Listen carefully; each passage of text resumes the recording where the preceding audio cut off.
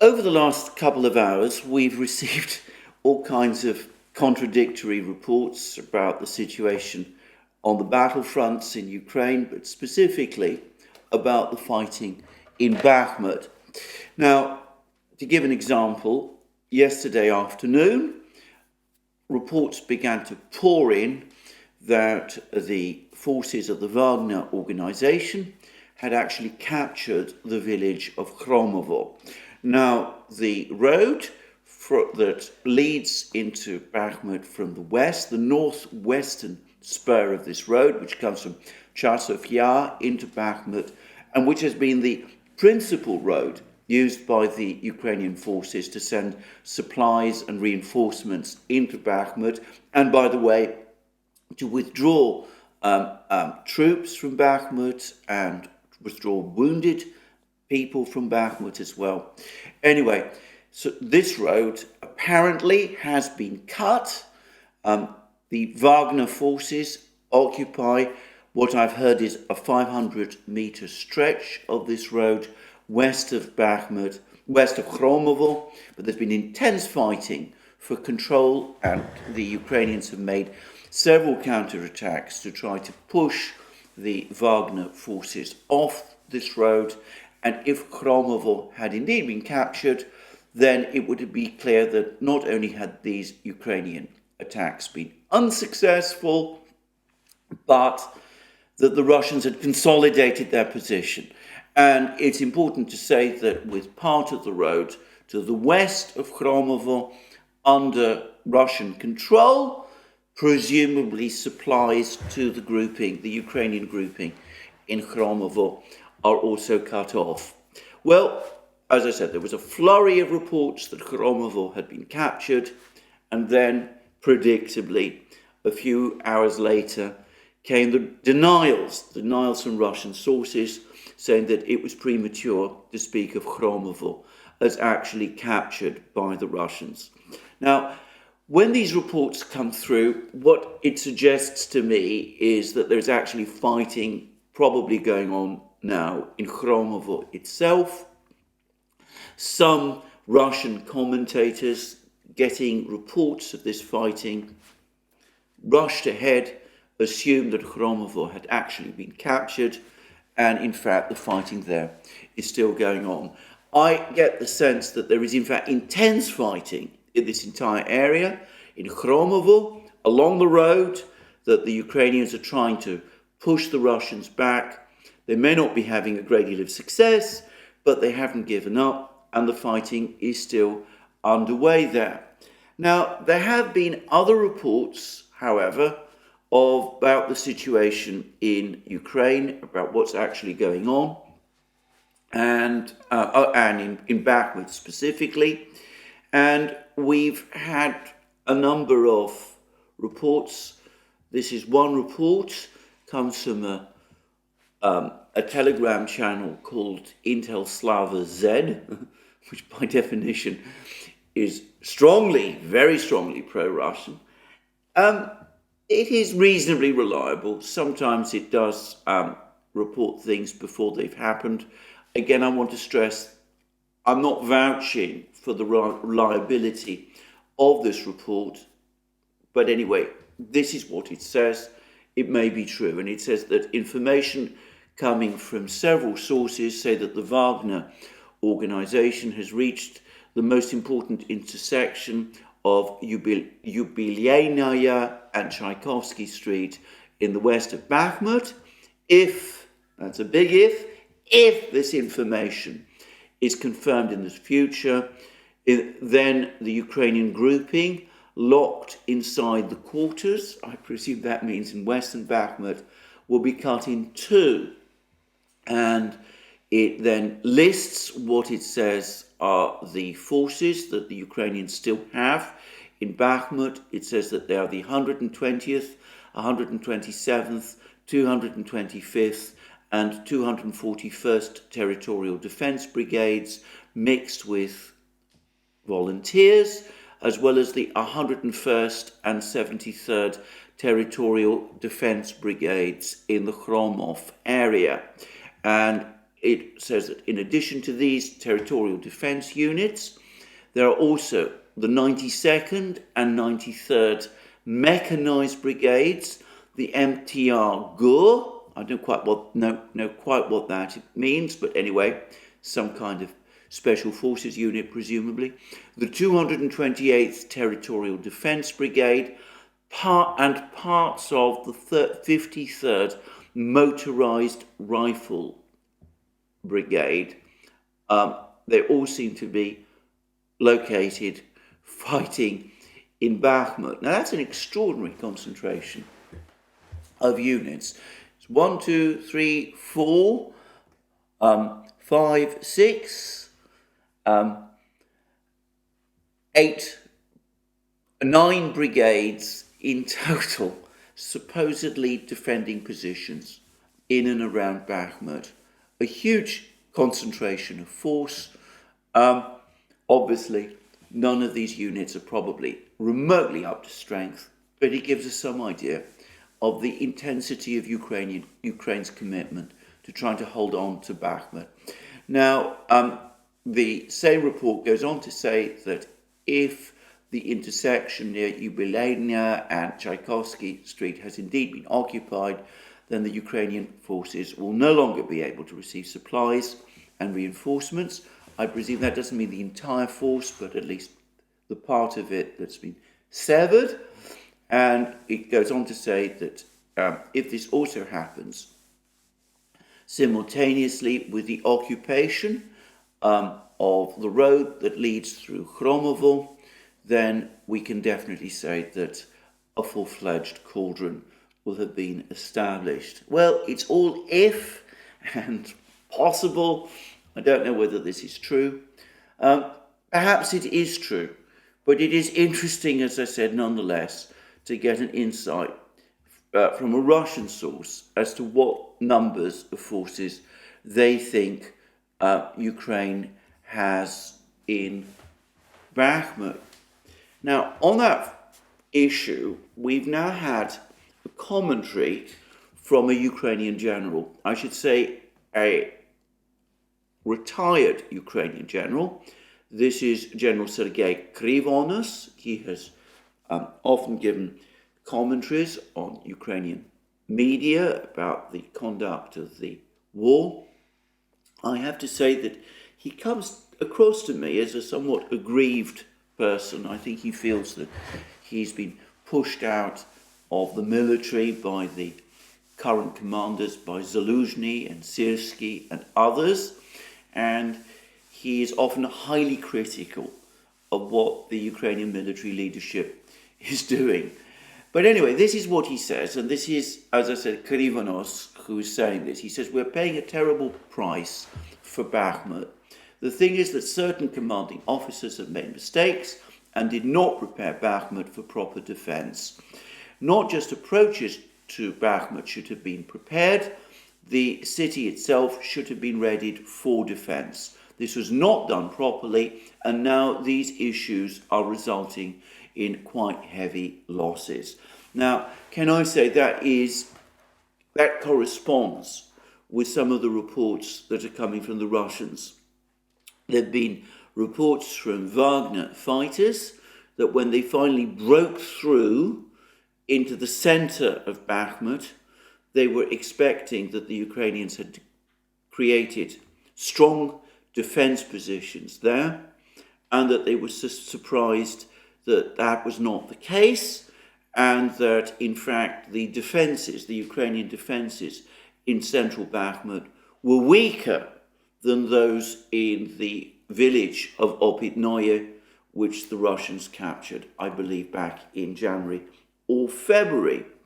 Anyway, Krivonos, returning to him, has previously said, and is apparently repeating, that in his opinion, Ukraine should have withdrawn from Bakhmut back in February, and that the Ukrainians are suffering very, very severe losses indeed by holding on to this undefendable town. Now, perhaps in response to these comments by Krivonos, The actual commander of Ukrainian forces on the ground forces commander, General Syrskyi, has now come out and made another statement. He has suggested that it is essential for Ukraine to continue to hold on to Bakhmut, because if Bakhmut falls, if the Russians capture Bakhmut, then the entire defense line that Ukraine has in Donbass would be at real risk of collapse. That's a very dramatic statement from General Syrskyi, if I've read it correctly. But anyway, there we are.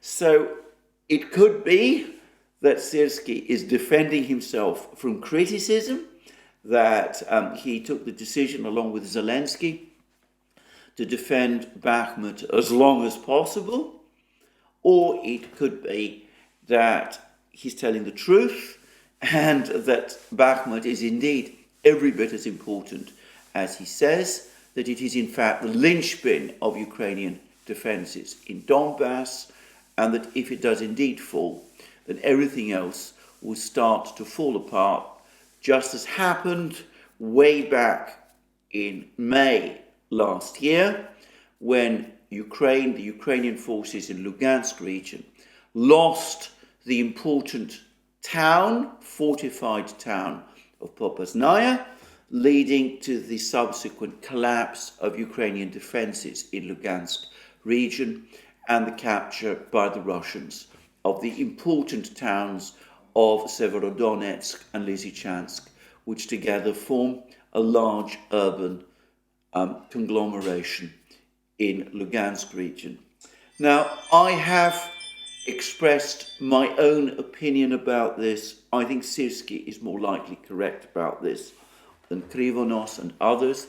I too believe that Bakhmut is indeed as important as Syrskyi is saying.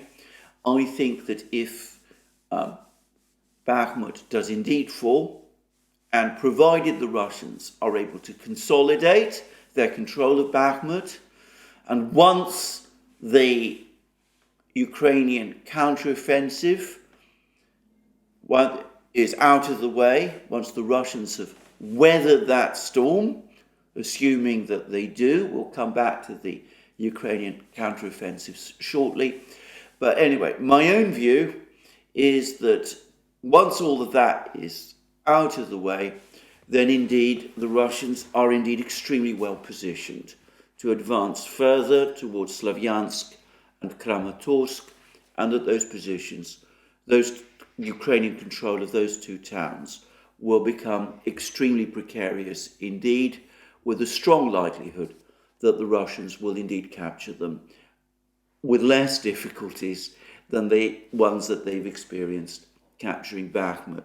Now, I'm going to make a number of one quick observation about that. It's been pointed out to me by several people that Sloviansk and Kramatorsk are much bigger places than Bakhmut, and that ought to mean, in theory, that they can be defended by Ukraine for longer than Bakhmut was. That might be correct, and it could be correct also in theory, I don't know, but I would point out that Mariupol is also much bigger than Bakhmut. I think it's about 4 times bigger, and Severodonetsk and Lysychansk are also, the Severodonetsk-Lysychansk conurbation is bigger still, and yet the Russians were able to capture both of these places very fast, despite Ukrainian defences there. So it depends very much on the level to which a place is fortified, how strong the grouping that is defending any particular place actually is. That seems to me much more important than the size of any particular town. So Ukraine made a big effort to try to defend Bakhmut. It might not be able to defend Sloviansk and Kramatorsk to anything like the same extent. the mere fact that these two towns are bigger than Bakhmut doesn't mean that they are inherently more defendable. Now, on the subject of Sloviansk, there's been an article about it in the Financial Times, which suggests that the situation in Sloviansk is precarious and that people there are becoming increasingly nervous as the Battle of Bakhmut takes its course. And the article reads, like a ghost town, Sloviansk locals live in fear of Russia's return. By the way, I've not actually seen any local in Sloviansk, which was the first town in Donbass, as I remember, back in 2014 to rebel against Ukrainian control following the events in Kiev in February 2014, the fall of Yanukovych's government following the violent protests that took place in Kiev at that time. Anyway, I've not actually seen any clear mention in this article of residents in Sloviansk being afraid of Russia's return, but anyway, it just leads us to what the article goes on to say, and it says that the Russians are now, that the front lines are now just 25 kilometers away, and that has one resident, Olga, saying we're all worried because the front line is getting closer. We see what they have done to Bakhmut. It was erased from the face of the earth. And then Yulia, another resident who runs a shop, says that Sloviansk is now a ghost town. She says that her husband is away fighting in the nearby front line. He returns home between rotations to see her and their daughter and their infant grandson. And then we hear that there's been shelling and missile strikes on Bakhmut, on Sloviansk. I'm going to come to that shortly. I'm not going to. I want to say a few things about this, and then we go on to read that, and this is from the Financial Times, Sloviansk came under airstrikes and artillery attacks last summer as Russian troops closed in following the seizure of the nearby town of Liman, but Ukrainian troops managed to dislodge them and push them back during a flash counteroffensive in autumn. That's the Kharkiv offensive, by the way, which ended in Ukraine capturing Liman. But then the Financial Times says that this provided a brief reprieve. And it then goes on to say that President Zelensky has said that if the Kremlin's troops capture Bakhmut, it could be a stepping stone to push towards Sloviansk and its sister city of Kramatorsk, just 10 kilometers to the south. And then there's a map which actually shows how close Bakhmut, in fact, is to Kramatorsk and Sloviansk. And it also, by the way, shows Liman as well, which is now, as I said, under Ukrainian control. Though the Russians have actually been pushing forward, and the map, which is taken from the Institute of the Study of War, actually does appear to show Russian advances edging further towards Liman itself. And then the article goes on to say, seeing tougher times ahead, the mayor of Sloviansk, Vadim Liach, has urged residents to evacuate the city, and his counterpart in Kramatorsk has done the same. And we're told that people are indeed leaving, though there are still somewhere between 40 and 50,000 people in Sloviansk. But we're told that few residents can be seen in the streets. Factories have shut for most of the past year. The busiest businesses in Sloviansk these days are military clothing shops and funeral wreath kiosks. Sloviansk is now a garrison town. Ukrainian soldiers account for most of the foot traffic. They fill the handful of stores and cafes still operating, gulping down coffee and Hell energy drinks. I don't know what Hell energy drinks are, but never mind. Alcohol sales are banned near the front line. And then it says that shrapnel-scarred military trucks and armoured vehicles roar down the pockmarked roads, outnumbering civilian cars. And it goes on to say that 1 block away, Sloviansk is Central Square, a gathering place that once hustled with life, hosting holiday events, concerts and political rallies, is now conspicuously empty. And then there's a chat with some local teenagers, which doesn't tell us very much. But anyway, we can see nervousness on the part of the Ukrainian authorities in Sloviansk, a sense that the place is now essentially taken over by the Ukrainian army, and it suggests that the Ukrainians expect that before very long, battle is coming, both to Sloviansk and to Kramatorsk.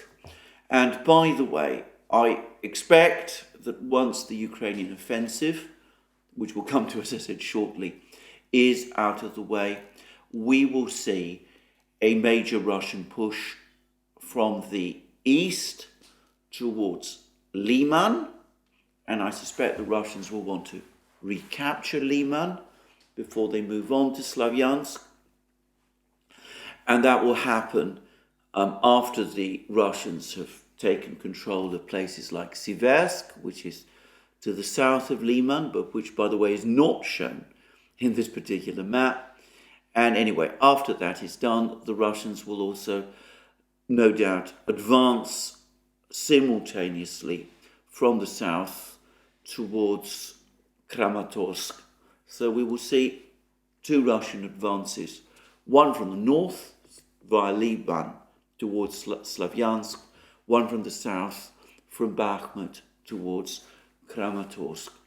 Anyway, that's my guess, but as I said, that will only happen, I suspect, once the situation with the Ukrainian offensive is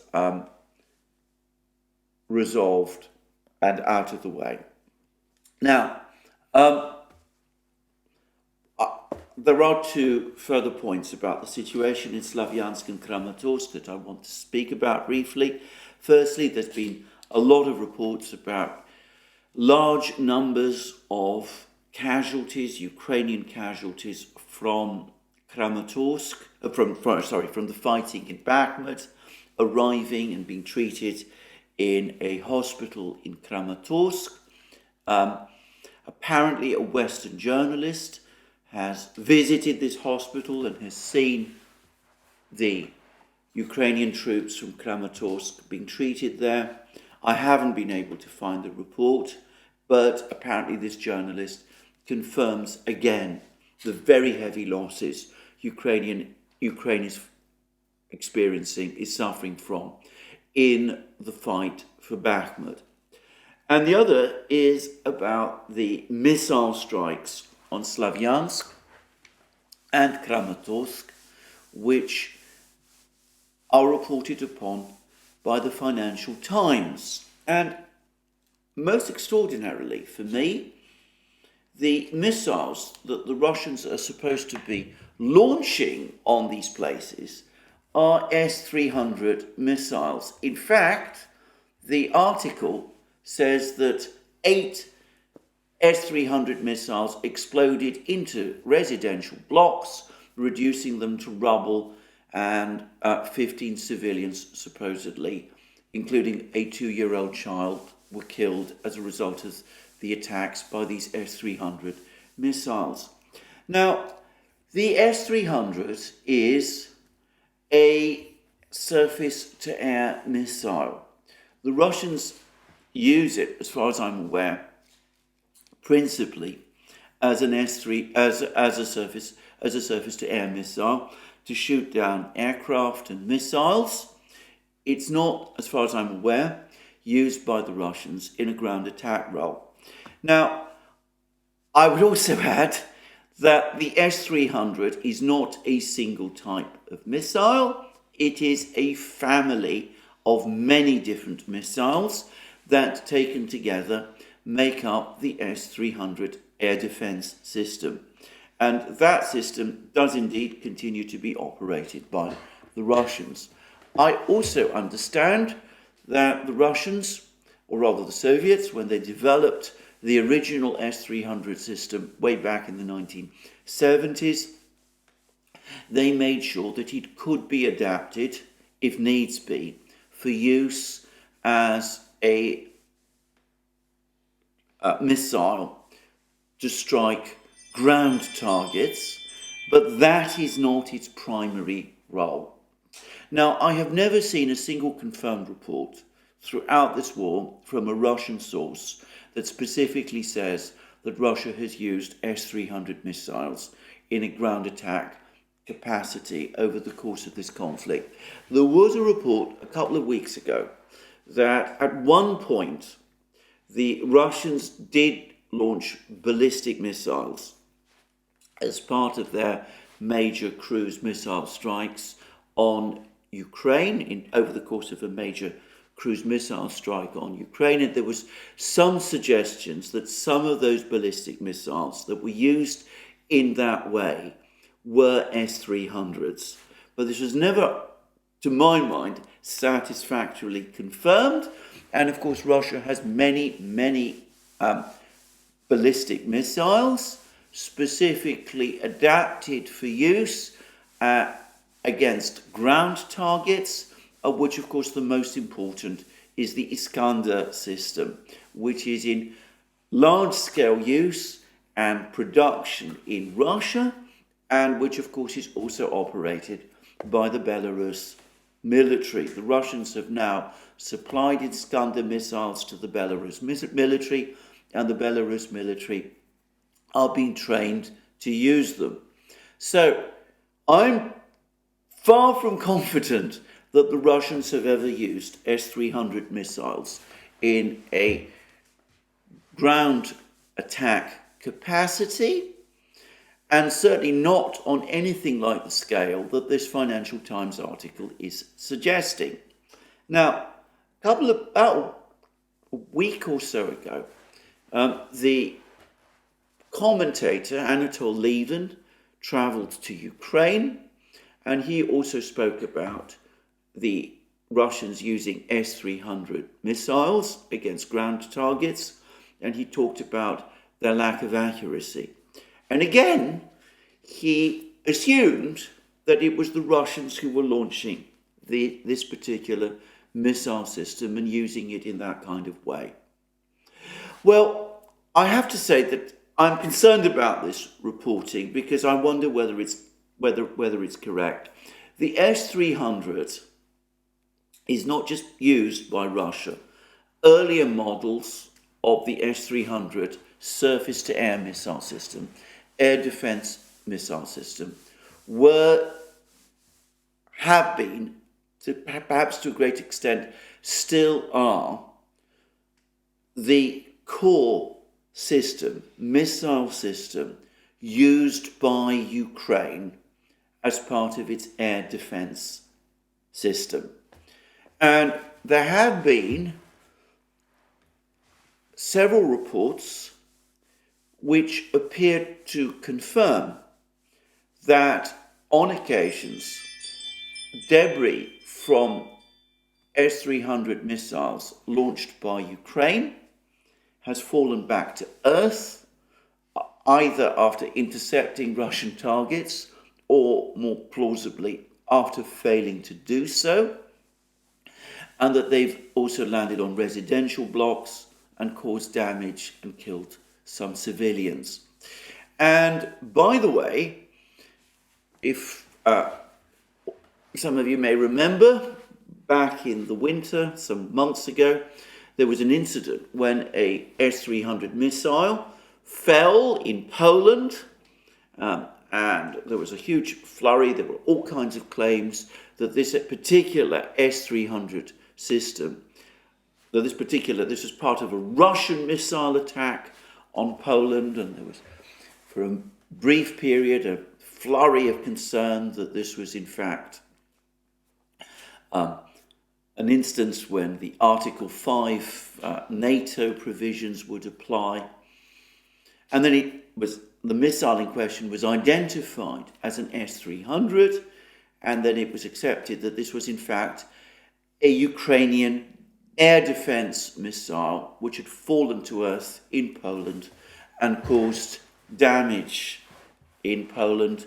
And I said that, in my opinion, this was almost certainly an inadvertent event, but others, like Larry Johnson, I believe, and certainly Scott Ritter, thought otherwise, that perhaps Ukraine did this on purpose. But anyway, the point is that when there have been verified instances of S-300 missiles falling on land targets, these have been Ukrainian missiles that have gone astray, as opposed to the Russians deliberately using S-300s in order to target ground targets in Ukraine.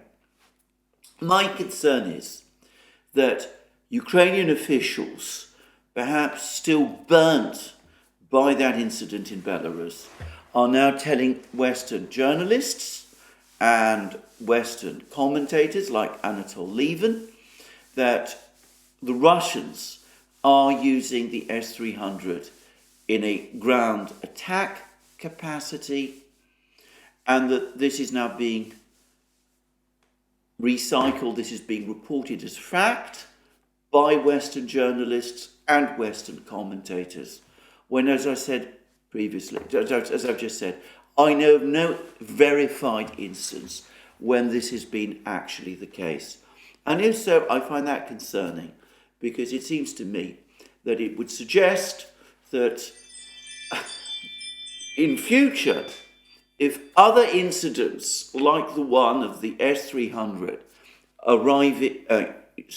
falling in Poland take place, then this time the Ukrainians will have prepared the ground to blame the Russians for that incident, and with all these reports about S-300s being used to attack ground targets by the Russians having already circulated for many weeks, this time that narrative, which will almost certainly be a false narrative, will gain traction.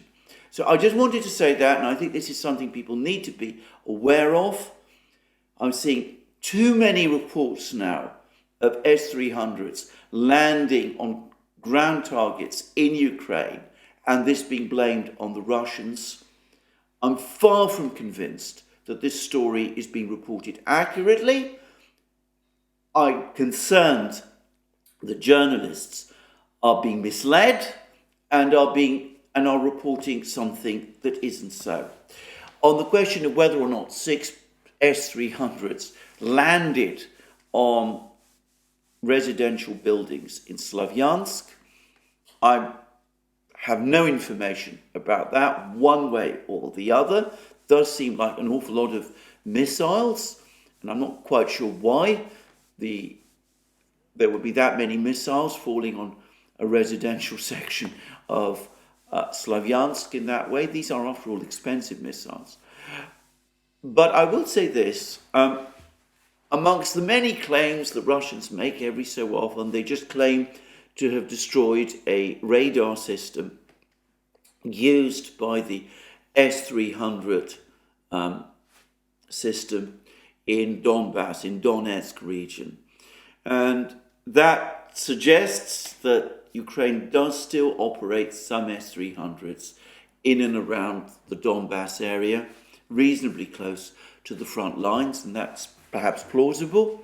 And it's not inconceivable, if that is indeed the case, that any S-300s falling on positions, Ukrainian towns in the Donbass are actually missiles that have been launched by these Ukrainian air defenses in Donbass. I'm not suggesting, by the way, that the Ukrainians are doing this on purpose, launching missiles and expecting them to fall on residential districts. But it seems to me that it's possible that this is happening inadvertently.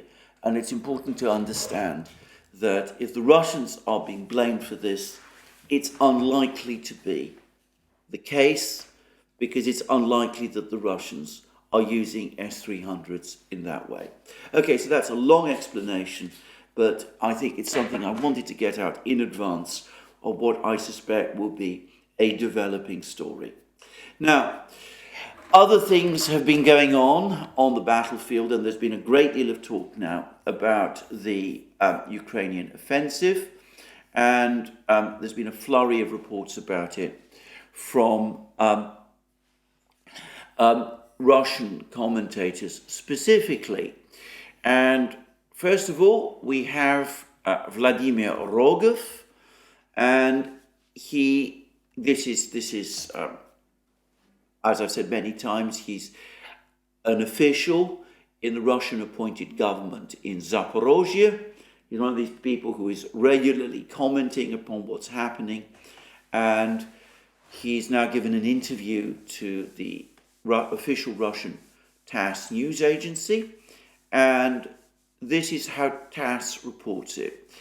Ukrainian President Vladimir Zelensky is seeking to divert attention from the situation in Bakhmut by staging a sham just for show offensive in the Zaporozhye area. Vladimir Rogov told TASS on Wednesday, clearly it's crucial for them to spoil Victory Day celebrations in Russia on May the 9th, but that doesn't necessarily mean that they will carry out an actual shelling attack on May the 9th. Kiev may try to score some successes in the Zaporozhye area and launch some actions several days before the celebrations. As an expert in conducting informational warfare, Zelensky understands that a big news splash must be made in order to divert attention away from their looming defeat in Bakhmut. And Kiev fully realizes that the odds of conducting a successful counter-offensive are not that high. So that's what Rogov says. And we also have other comments about the problems that the Ukrainians are experiencing with this counteroffensive, and we have comments again from another Russian official, and this is another one of our old friends, Lieutenant Colonel Marochko, the retired officer of the Lugansk militia, and he says that the weather conditions have exposed how ill-adapted Western military equipment is to Ukrainian conditions. And TASS reports Marochko as saying, due to a large shortage of specialized equipment and poor cross-country capability demonstrated by Western armored personnel carriers, Ukrainian troops have begun to look for the possibility of acquiring more Soviet MLTBs, lightweight multiple-purpose armored transporter prime movers, for their medical units. Ukrainian medical personnel on the battlefield try to agree with officers of other units on swapping equipment or request multi-purpose prime movers, at least for the muddy period. The MLTB is one of those evergreen armoured vehicles developed by the Soviets back in the 1960s. The Soviet army and now the Russian and Ukrainian armies, you continue to use it in large numbers as a tracked vehicle that moves around artillery, acts as an armoured ambulance, all that kind of thing. It is, if you like, the Soviet equivalent of the American M113 armoured vehicle, tracked armoured vehicle. Only by most accounts, it's a rather more successful vehicle than the M113, or at least that's what I've heard. And Marochko clearly feels that the Western vehicles, the M113 obviously, but perhaps also the Bradleys and the Marders and the others, simply do not match the cross-country capabilities of the former Soviet vehicles. Anyway, that all may be true or not, I don't know. But we've now had comments about the Ukrainian offensive, or coming Ukrainian offensive, from no less a person than the Russian Foreign Minister, Sergei Lavrov. And this is what Lavrov has said. He says that the approach that the West is taking is schizophrenic to the offensive. And he said this at a new press conference at the United Nations, where he's currently present, where Lavrov is currently present. Russia chairs the Security Council. It's been holding various meetings of the Security Council, doing all the kind of things that a chair of the Security Council normally does. I don't find anything unusual in this activity. There's a well-established convention that the chairmanship of the Security Council is decided by rotation of permanent and non-permanent members. It's currently Russia's turn. It's very bizarre how the West seems to have taken huge exception to this, but I'm not going to dwell on that. This is what Lavrov is reported by TASS to have said about Western thinking over Ukraine's counteroffensive, its pending counteroffensive. He says, this is Lavrov's words, this funny theory has emerged. Let us, in other words, the Western nations, ensure Ukraine's successful counteroffensive, and then we will ask Ukraine and Zelensky to begin talks. This is schizophrenic logic.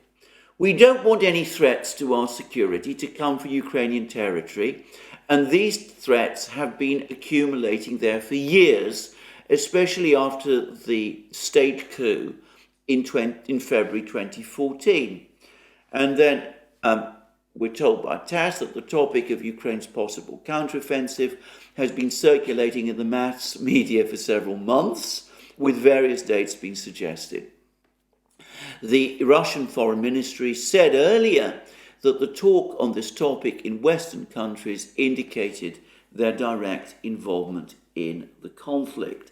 And then the TASS report also goes on to say that the New York Times said on Tuesday, citing Pentagon and intelligence documents, that the counteroffensive will involve 12 brigades of 4,000 men each, who will have completed their training by late April. In other words, a force of around 48,000 men, if these figures are true. So Lavrov is making what I would have thought is the obvious point, that all this talk of a counteroffensive, of the West helping Ukraine to launch a counteroffensive, and then the Russians agreeing to negotiations once the counteroffensive is underway and Ukraine is in a stronger position, that this is ridiculous, that this is absolutely absurd, that from a Russian point of view, Ukraine gaining territory will make Ukraine more dangerous, more threatening to Russia than otherwise, and that rather than accept the outcome of some kind of successful Ukrainian counteroffensive, the Russians will instead respond to the threat by escalating in turn. And that is logical. And every so often, one sees odd reports in all sorts of odd places, which, in the Western media, which appear to suggest that officials in Washington and Brussels and everywhere recognize this, that even if the Ukrainian offensive achieves all its objectives, which very few people now seem to expect, the Russians may not agree simply to sit down and talk with the Ukrainians in that case. Rather, they're more likely to do what they did after the Ukrainian Kharkiv and Kherson offensives, which is to mobilize further, send more troops into the battle, equip themselves more heavily, go on to the attack, seek to reverse whatever gains Ukraine has achieved. After all, as Lavrov says, from a Russian point of view, the whole point of the special military operation was to end threats to Russia from the territory of Ukraine. So why would the Russians sit down and negotiate if those threats, if those dangers to themselves have increased? Well, of course, Lavrov would be perhaps somewhat in error if it looked like after the offensive, and now I'm assuming that Ukraine's offensive achieves its maximalist goals. It breaks through to the Sea of Azov, it cuts the land bridge to Crimea, it brings Ukrainian missiles and artillery within range of Crimea, it positions Ukraine to launch an offensive in the future against Crimea. You know, I'm not saying that this is going to happen or is realistic, but let's assume it does happen. I mean, I cannot exclude these possibilities. Vladimir Rogov says there's almost no chance of it, but, you know, maybe he's wrong. As far as I know, he's a civilian official, not a military one. But let's assume that all this happens. What Lavrov is saying about this being schizophrenic, about it being making no sense for the Russians to sit down and negotiate in that kind of scenario, that might be true if Ukraine were in a stronger position after that offensive was over. But we've been reading across the media, Western media, Ukrainian media, Ukrainian soldiers have now come forward and talked about huge losses, lack of equipment, lack of ammunition. There was a Ukrainian general, General Melnik, who seemed to talk about in much the same kind of way. I remember that there was a Ukrainian officer, a colonel no less, a lieutenant colonel, who a couple of weeks ago in the fighting, I think in Bakhmut, was also saying that, you know, what is Ukraine going to launch this offensive with? And he also seemed to think that there were critical shortages of men and equipment with which to launch an offensive, and even a successful offensive is going to make all those problems worse. And as I said, even the Western media, even Western governments now seem to be quietly acknowledging that in the event that they get worse, the West won't this time be able to make up for the shortages. So, given that that is so, given that even if Ukraine achieves its maximalist objectives with this offensive, why would the Russians at that point sit down and talk? Their entire approach to the war since the summer, last summer, has been to conserve manpower and equipment. And they've done this very successfully. They've not launched their air force, for example, to carry out, wide-scale bombing raids across Ukraine, whilst Ukraine's air defense system was operating. They've not launched offensives except behind major artillery bombardments, shelling, and they've only done this in careful ways, sending reconnaissance groups to gain control of particular locations, and only then, very carefully and incrementally, they've advancing in a style, if you like, reminiscent of siege warfare. So, why, given the care the Russians have shown in conserving their men and machines,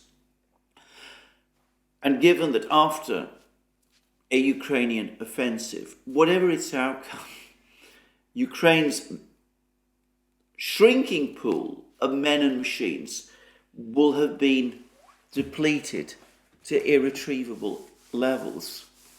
What is the incentive for the Russians to negotiate in that case? Lavrov surely is right. A successful Ukrainian offensive is something the Russians will want to reverse. It's not something that in that kind of situation the Russians would want to back off from and say, my goodness, the Ukrainians have broken through to the Sea of Azov, let's sit down and talk and give them Crimea. It really doesn't seem to me to make sense given what we know about the overall situation.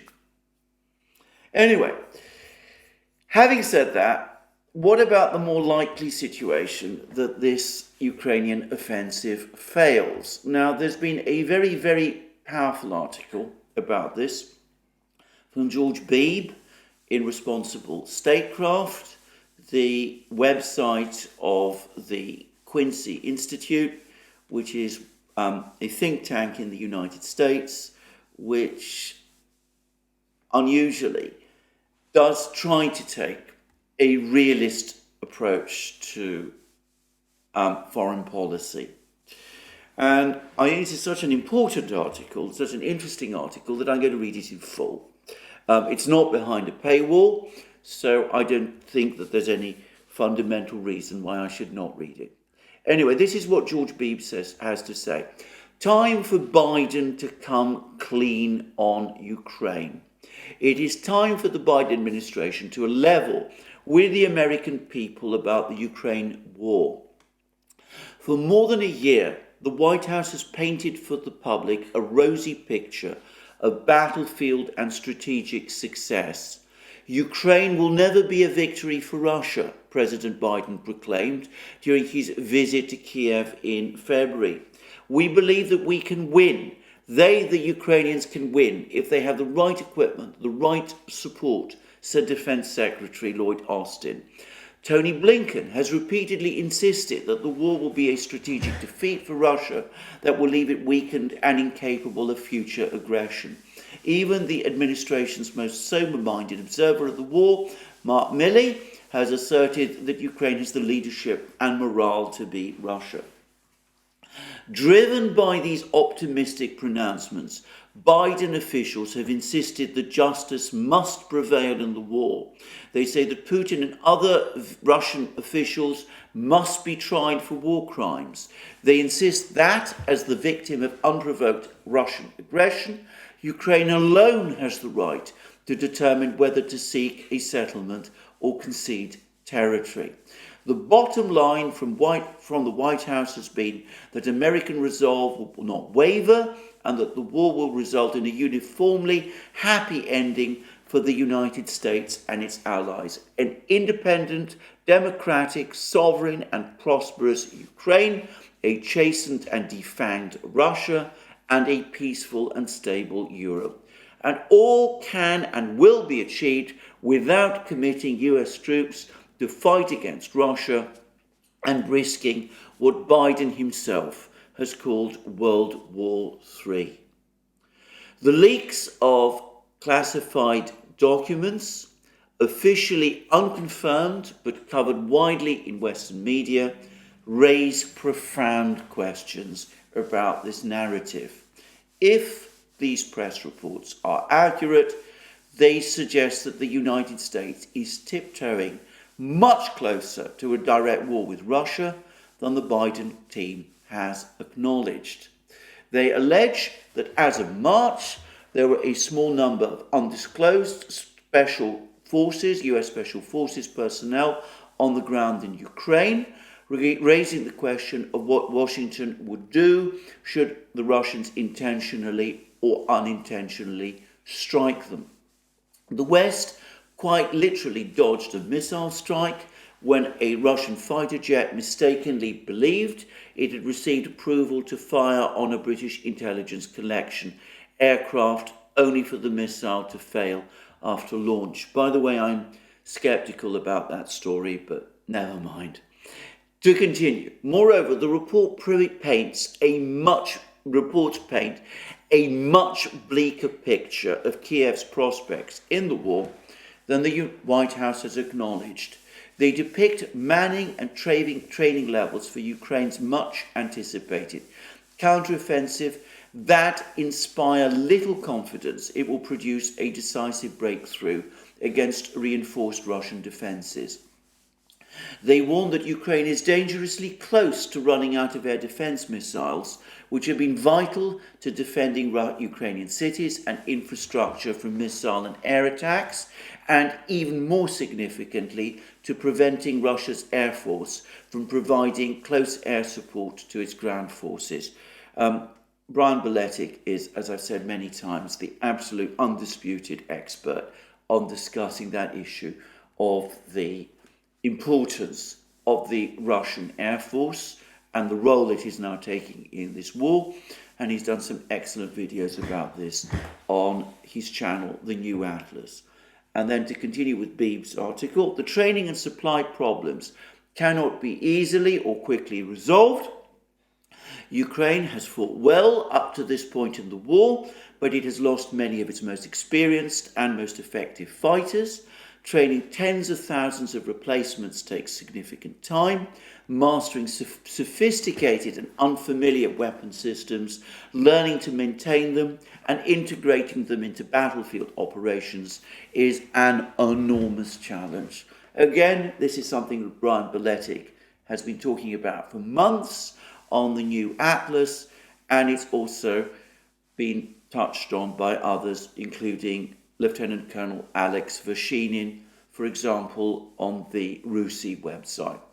And then Beeb goes on to say, and although the West has done its best to prepare Ukrainians for their counteroffensives, it does not have sufficient stores of artillery shells, anti-tank weaponry, and air defense missiles to sustain the war effort indefinitely, and it cannot ramp up military production lines quickly.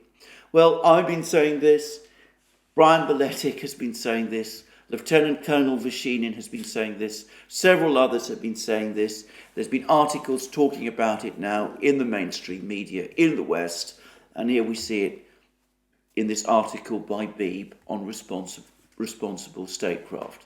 And to continue again with what Beeb says, fulfilling Biden's vow to support Ukraine for as long as it takes is a matter of capacity, not just political will. And this is something I have been talking about for weeks now. The implications of Ukrainian attrition are potentially grave.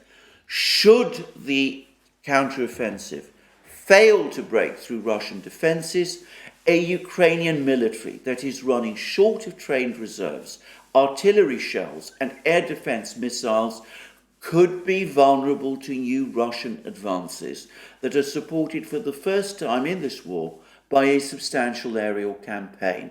Rather than compelling Putin to sue for peace, the counteroffensive could expose Ukrainian weaknesses that embolden Putin's ambitions. In retrospect, Washington might look longingly at the settlement terms that Ukrainian and Russian negotiators had converged upon upon several weeks after the Russian invasion, last March, in other words, a Ukrainian commitment to permanent neutrality backed by multinational security guarantees as a missed opportunity. Should Russia's war of attrition threaten to force Ukraine to its knees, what would Biden do? The White House has done almost nothing to prepare the American public for a compromise settlement, let alone some form of Russian battlefield success. Having failed to lay the groundwork at home and abroad for negotiations, Biden could well face an uncomfortable choice between watching Ukraine crumble, despite his promise to prevent it, and escalating US or NATO involvement in ways that might produce the very military confrontation with Moscow that he has forsworn. The American people have no right to see sensitive intelligence information, disclosure of which can jeopardize US national security in multiple ways. But they can and it should expect that their government's public statements do not conflict with what US officials know privately from objective intelligence analysis. Just as it did in Vietnam and Iraq, the truth about the war will eventually come out. If those painful episodes serve as a guide, it is unlikely that voters will welcome the news that they have been deceived once again in Ukraine. I endorse every single point that Beebe is making here. And of course, on the last point, he refers to what famously came to be called the credibility gap in the 1960s between the optimistic claims that US officials continued to make about the progress in the war in Vietnam, even as it became impossible eventually to deny that the war was going badly wrong. And of course, what Beebe is saying is that the United States is at risk of facing the same kind of credibility gap in Ukraine, over the war, in Ukraine, all over again, though arguably magnified still further. And he also, of course, hints that faced by that kind of situation, there would be a temptation to risk very dangerous escalation, which is, of course, what tended to happen also over the course of the war in Vietnam in the 1960s. Well, will the Biden team level with the American people? There might be the first hint at this. That article in Politico, which I discussed recently in a program, one of my most recent programs, in which Alex Christoforou and I have also discussed on the Duran, was the first public admission that I've seen in the American media, in the Western media, that the Ukrainian offensive might actually fail and that the United States and the administration might face criticisms in that event and might find itself under different varying pressures over what to do next. But it's nothing like enough.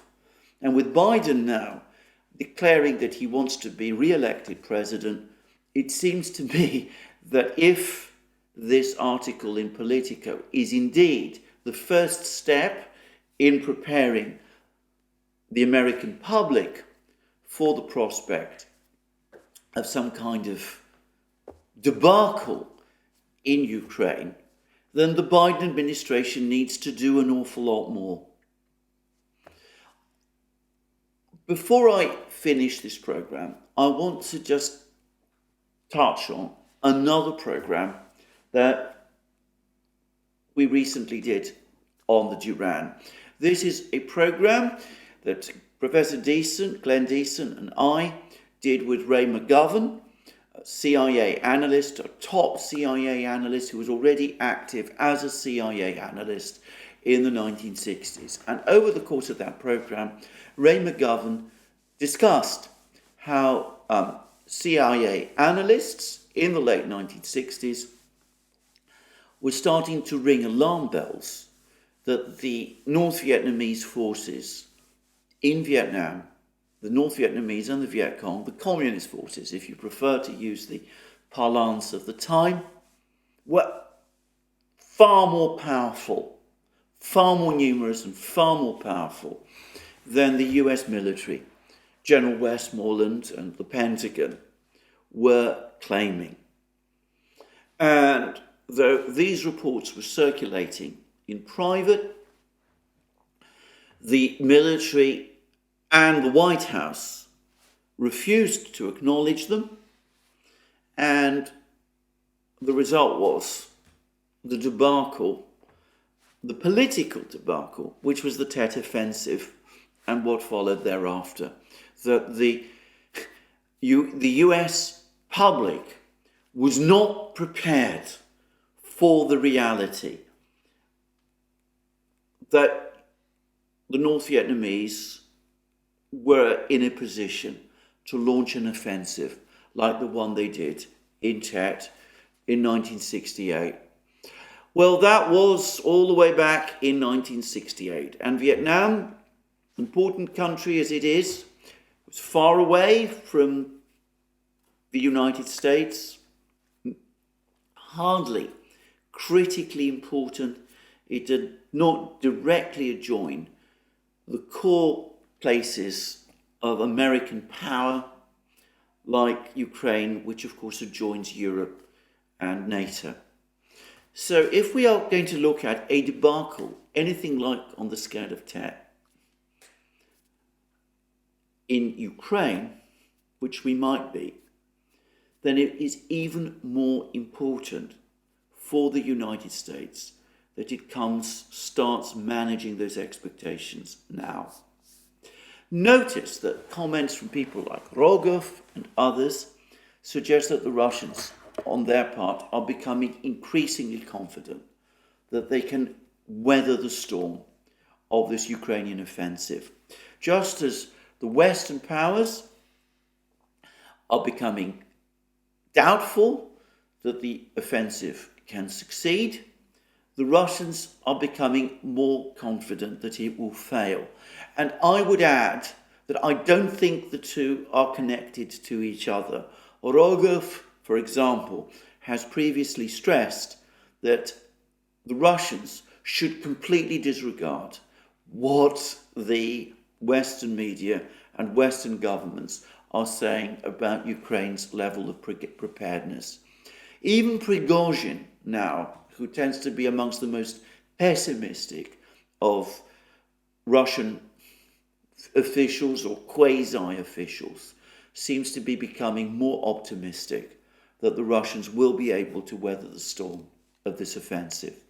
So, given that the prospects of the offensive do not look good, and as I said, even if they achieve their maximal results, it might not have the desired effect for the West, as Lavrov says.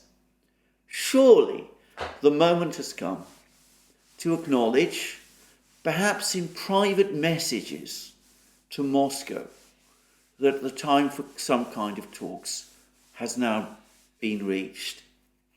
Now, it might also be a good idea to call off this offensive entirely, rather than risk the possible debacle.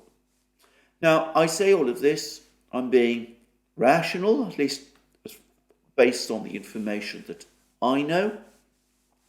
I've already said in programs I've just made that the terms that the Russians will insist on will not just be confined to Ukraine, they will extend to a re-examination, a recalibration, a reorganization of the entire security structure in Europe. something that the Biden administration most unwisely refused to discuss back in December 2021 when the Russians proposed it, but which, as others have pointed out, we had again on the Duran a very interesting interview with Ambassador Chas Freeman of the United States, deeply patriotic US official. He talked about precisely these negotiations and suggested that it might have been wise for the United States, in fact, to engage the Russians back in December 2021 on precisely this issue. But given that this is so, given that there might not be any choice, why not enter into these discussions now, call off this offensive, accept that victory, however it's defined by the West in Ukraine, is unachievable. Let's not risk World War III. Let's talk both about Ukraine, accepting that the Russians will gain control of territory there, but also let's talk about security in Europe, something we should have been doing long ago. Well, I don't expect that the current Biden team will do any of these things. And certainly it won't happen whilst the current team remains in place. If there are going to be negotiations, then President Biden will need to do that which I suggested that he do months ago, months before the war started. He will need to change his entire foreign policy and security team. Sullivan, Blinken, Nuland, and frankly, I have to say this, Lloyd Austin, probably William Burns, the CIA director, they will all have to go. And they will have to be replaced with entirely new people whom the Russians can trust and who can negotiate without carrying all the kind of baggage, ideological and otherwise, that the Blinken, Sullivan, Nuland, Austin axis carry with them. I think that this, again, is common sense. Look at the crisis, the potential debacle this team have created in Europe, in Ukraine. Look at the fact that the Chinese refuse to even talk to these people. They won't receive Blinken. They won't pick up the phone to Sullivan. They won't even talk to Biden himself. And I can't imagine that they're under any, that they would particularly want to do so whilst this foreign policy team remains in place. Will this happen? I doubt the president himself will want to do it. But with the elections coming, with himself now a declared candidate, with the Democratic Party, no doubt, anxious to maintain its positions, perhaps he has no choice. Perhaps he will find himself in a position where it's the only thing, realistically, that he can do. I would like to think so. I'm not sure it will happen. We'll just have to wait and see. Well, thank you again for joining me once more on this program. More from me soon. Have a very good day. Just to remind you, you can find us on our various platforms, Locals, Rumble, BitChute, ODYSEE, Rockfin and Telegram.